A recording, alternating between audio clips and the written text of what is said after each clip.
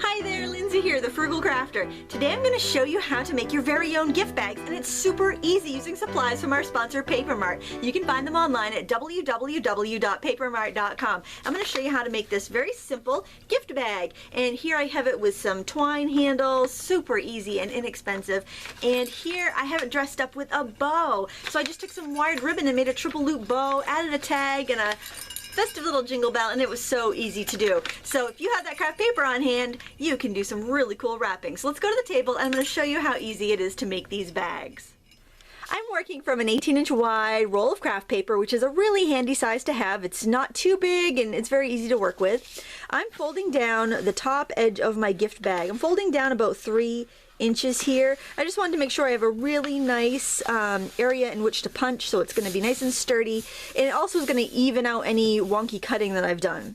And as long as you keep those edges lined up, you're going to have a nice straight edge. Now I also want to fold up the bottom of the box, so I'm folding up about an inch and a half or so on the bottom. And of course you can adjust this to how tall you want your box, but remember, you don't want this fold here to be any wider than the bottom of your box or the width of your box. Now to make the box, I'm actually going to use DVD cases for my sizing, and I find it works really well.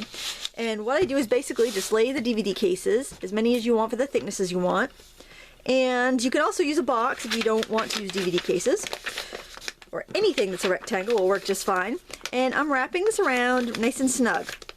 And then what I want to do is kind of pinch on the edges where they come together so that I'll know where I want to fold them. Okay, now I can unfold the bag.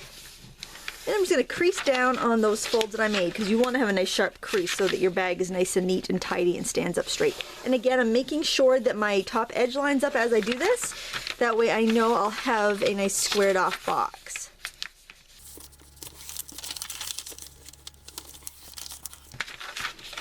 Okay, now I'm going to just unfold this bottom, and I'm going to put my DVD cases back in, and you'll want to use our strong adhesive for gluing this together. I'm going to use hot glue, but you could use your score tape or an ATG gun or whatever you have that's a nice strong adhesive. You don't want this to pop open on you. And I'm going to put a bead of glue here on this piece that's going to overlap.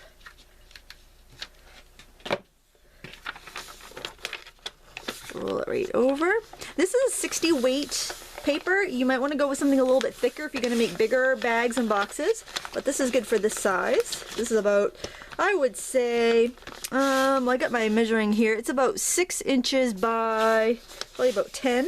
Now I'm just going to fold the bottom down on my creases, and it's important to pre-crease like I did, otherwise it's hard to get a really nice flat bottom that isn't going to be wobbly.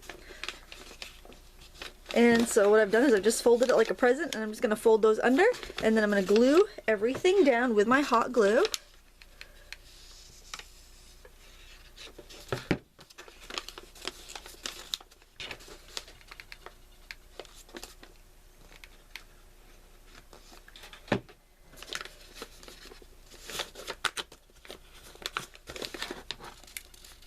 There it is, all glued down.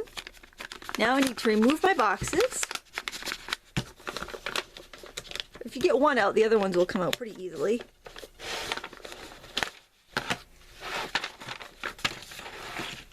We have a nice tidy bag here. And I need to punch some holes, and we're going to use some twine for the handles, but you could use yarn, ribbon, whatever you have, and that's going to look just fantastic. I suggest punching your holes like an inch in from the edge if you can. That'll just give you a little bit more protection against tearing. And any office punch will work. I'm using my crocodile just because I always have it on hand. And I want to have sturdy handles, so I'm going to use 2 strands of this together. And I'm going to go ahead and cut them right now, and I'm going to make sure they're all the same length. I would say it's probably about 1 foot long. And then to attach the handles, just go through the holes and tie the ends together on the inside. That will give you a nice sturdy connection, and they shouldn't pull through. So do this for both sides and just knot them together. And then just trim any loose ends there. And that's all there is to making these fun, festive bags. I want to thank you so much for watching today. And if you want some other ideas on how you can make some really clever gift bags using supplies from Paper Mart, I suggest you try my Gift Bag Cuties video. That shows you how to take the really sturdy coffee tin tie bags and make them into some cute little animals for your gift giving. I want to thank you so much for watching. Please check out our sponsor, Paper Mart. You can find them online at www.papermart.com, where we make you look even better. Thanks so much for watching. Until next time, happy crafting.